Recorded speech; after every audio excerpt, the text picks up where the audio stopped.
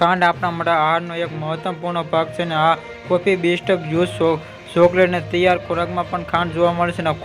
ખાંડના ઉપયોગમાં સામાન્ય રીતે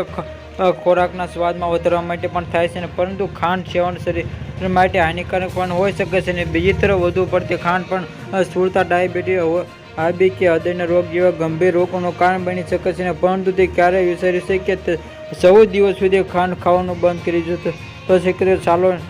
નિશાંત અભિમાન જાણીએ કે 14 દિવસમાં સુધી ખાંડ છોડો કયા ફાયદા જણાવે કે પ્રથમ 3 દિવસે આ છે લક્ષણો. પ્રથમ 3 દિવસો માટે ખાંડ છોડવી ખૂબ જ મુશ્કેલ હોઈ શકે પરંતુ તે ઉબકા, માથાનો દુખાવો, પેટમાં દુખાવો અને થાક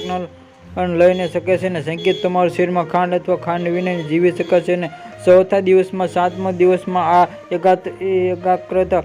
દિવસમાં તમારું જીવન શરીરમાં આ અનુભવ કરી શકે છે કે આ સ્તરમાં નિયંત્રણ રાખે છે અને 8મા દિવસમાં 10મા પાચન પ્રક્રિયા જેમાં ખાંડ ખાવાનું બંધ કરશો તેમાંથી પાચન શરૂ થશે અને કબજિયાત, ફૂલ, ગેસ ફૂલવો અને 7મો છુટકારો મેળવો જુદા ઓછી ભૂખ, ઊંઘ અને ખાંડ ઓછા જેવા બિસ્કટમાં સારું થશે અને આ 14 દિવસ સુધી ખાંડ ન ખાવો તો તમારા લોહીમાં શર્કરાનું સ્તર નિયંત્રણ રહે છે અને હકીકતમાં ખાંડ શુગર અને ડાયાબિટીસ જોખમ વધારે છે. આ સ્થિતિમાં આહારમાંથી ખાંડને દૂર કરવામાં ડાયાબિટીસના જોખમમાં ઘટાડો કારણે લોહીને શર્કરામાં આસન વધારી શકે છે અને ખાંડ ઉચ્ચ કેલરી વધારા ખોરાકની અને સ્થિતિ વધારમાં ખાંડનું વજન બનાવવા માટે આ ઘટાડવામાં મદદ કરી શકે છે અને થાકથી રાહત મળે છે અને વધુ પડતી ખાંડ ખાવાથી તમારા લોહીમાં શર્કરાનું સ્તર વધી શકે છે અને પરિણામ તે થકેલા અને